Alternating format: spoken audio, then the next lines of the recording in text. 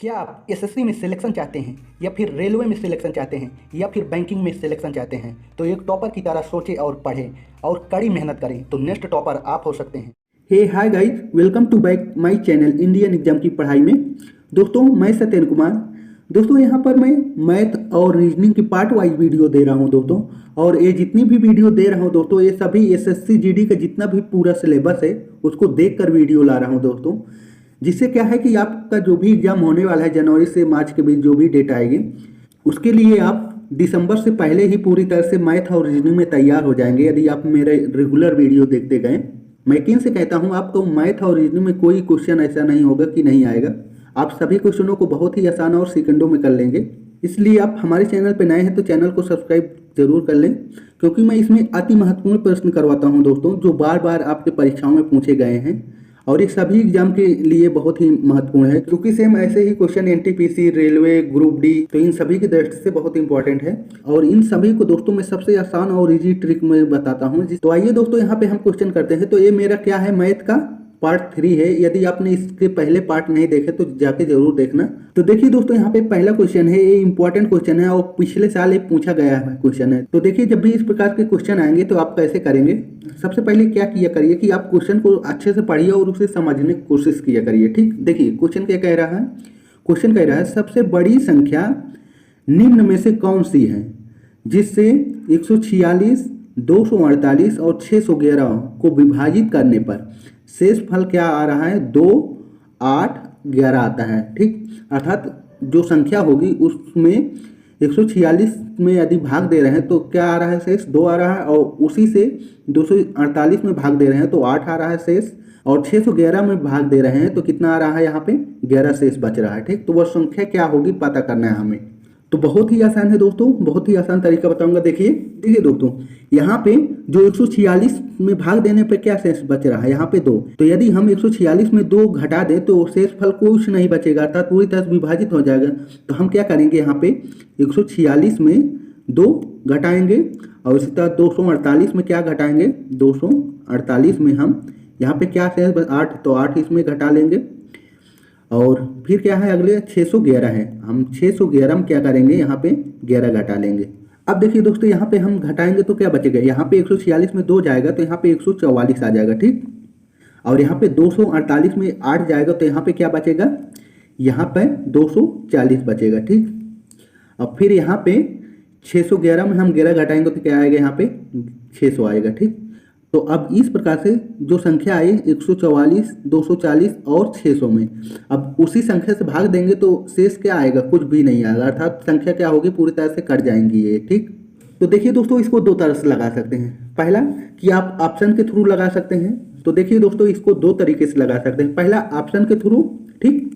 दूसरा क्या है कि इन तीनों का जो है इनका हम एचसीएफ निकालेंगे। ठीक, अर्थात मासान निकालेंगे, क्योंकि सबसे बड़ी संख्या यहाँ पे दिया है। ठीक, या फिर ऑप्शन के थ्रू निकाल सकते हैं। ऑप्शन के थ्रू निकालेंगे तो देखिए यहाँ पे सेकंडों में आ जाएगा।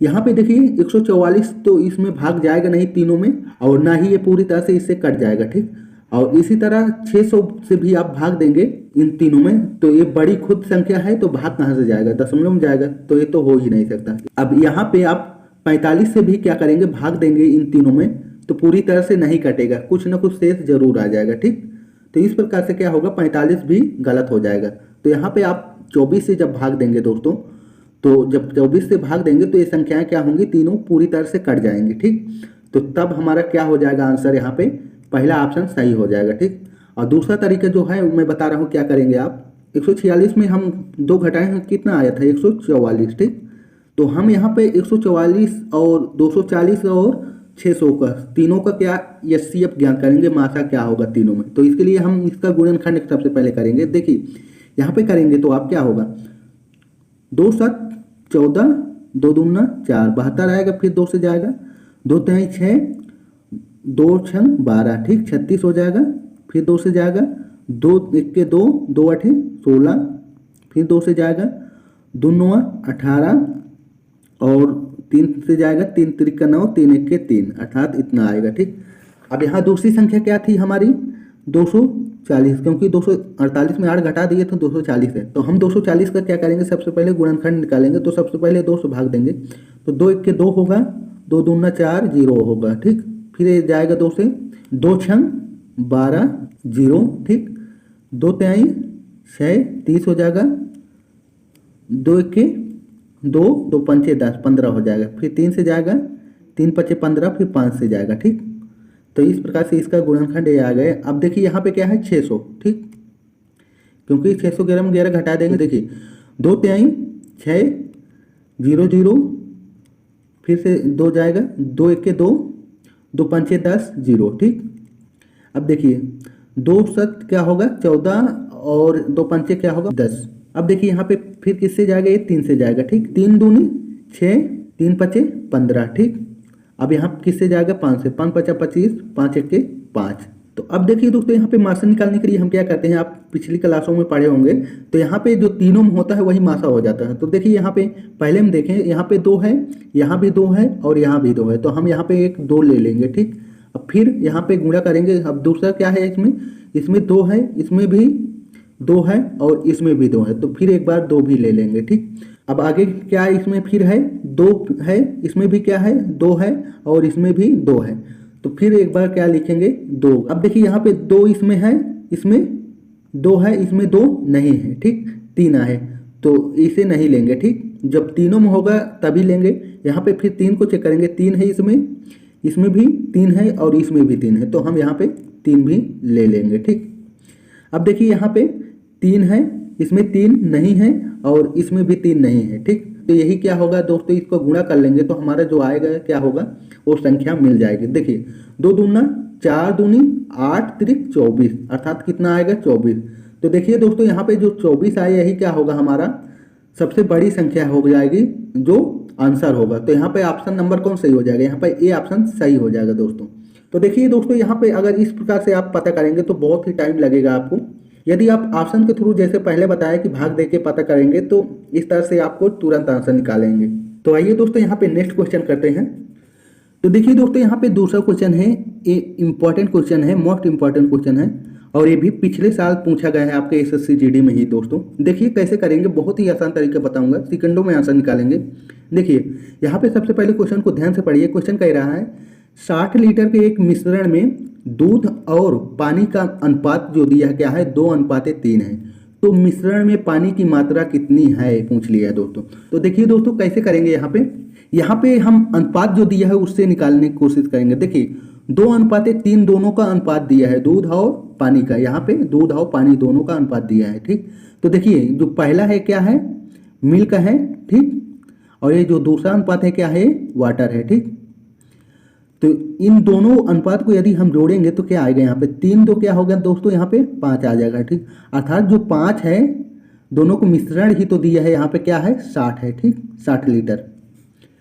तो अब यहाँ पे यदि आपको मालूम है कि 5 जो मिश्रण है 5 अनुपात का मान क्या है 60 लीटर है, तो हम 1 का अनुपात का मान निकालना चाहें तो क्या करेंगे, यहाँ पे जो 5 है इधर भाग देंगे तो 1 अनुपात का मान आ जाएगा। तो देखिए यहाँ पे भाग देंगे तो क्या होगा, 5 इक्के 5, 5 दूनी 10, अर्थात 1 अनुपात का जो मान आ जाएगा यहाँ पे क्या आ जाएगा 12 आ जाएगा, ठीक।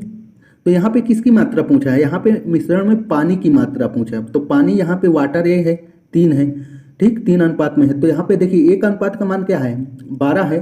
तो 3 अनुपात का मान निकालने के लिए हम क्या करेंगे, 3 में हम 12 से क्या करेंगे गुणा कर लेंगे तो हमें 3 अनुपात का मात्रा पता चल जाएगा। तो देखिए 12 क्या हो गया, यहाँ पे 36 हो जाएगा, ठीक। तो अब हमारा जो पानी की मात्रा पता चल गया कितना है 36 लीटर होगा दोस्तों, ठीक। तो यहाँ पे देखिए ऑप्शन नंबर कौन सही हो जाएगा, यहाँ पे बी ऑप्शन सही हो जाएगा, ठीक। तो मैं उम्मीद करता हूँ दोस्तों आप बहुत ही अच्छे से समझ गए होंगे। अब ऐसा क्वेश्चन आएगा तो आप सेकंडों में कर लेंगे आप। देखिए दोस्तों यहाँ पे तीसरा क्वेश्चन है, ये भी मोस्ट इंपॉर्टेंट क्वेश्चन है दोस्तों और ये भी आपके पिछले एग्जाम में एसएससी जीडी में पूछा गया ही क्वेश्चन है, आप जाके देख भी सकते हैं दोस्तों। मैं उन्हीं क्वेश्चनों को लेता हूं जो सिलेक्टेड होते हैं दोस्तों, और ऐसे क्वेश्चन भी हमेशा अक्सर एग्जाम में पूछता है, तो ध्यान से क्वेश्चन को देखना और बहुत ही आसान तरीका इसको बताऊंगा मैं आपको सॉल्व करने के। देखिए यहाँ पे क्वेश्चन कह रहा है रवि और सुमित का वेतन का अनुपात जो है दोस्तों क्या है 2:3 के अनुपात में है, ठीक। यदि प्रत्येक के वेतन में 3000 रुपए की वृद्धि हुई है, ठीक, तो नया अनुपात जो हो जाता है क्या हो जाता है 35:50 हो जाता है। तो सुमित का नया वेतन क्या है पता करना है दोस्तों। देखिए यहाँ पे हम जो नया अनुपात क्या दिया है यहाँ पे 35:50 है। ठीक, तो यहाँ पे जो नया अनुपात है 35:50 है।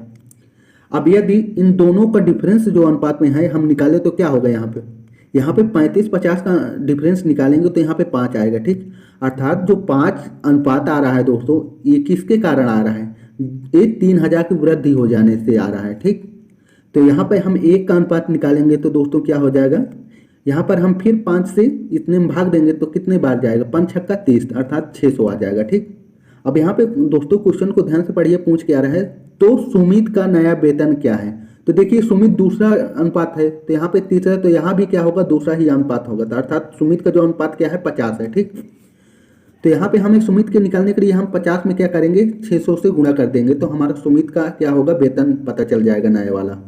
तो देखिए जब यहाँ पे 1 का अनुपात क्या है 600 है, तो यहाँ पे हम 50 का अनुपात निकालने के लिए क्या करेंगे, 50 से 600 में हम गुणा कर लेंगे। ठीक, तो देखिए यहाँ पे क्या आ जाएगा दोस्तों, 6×5 = 30 अर्थात 30,000 क्या हो जाएगा, सुमित का नया वेतन होगा। ठीक, यहाँ पे देखिए ऑप्शन कौन सही हो जाएगा, यहाँ पे डी ऑप्शन सही हो जाएगा। ठीक, तो जब भी इस प्रकार से क्वेश्चन आए तो हम ऐसे ही करते हैं दोस्तों, इससे क्या होता है कि हम सेकंडों में आंसर निकाल लेते हैं।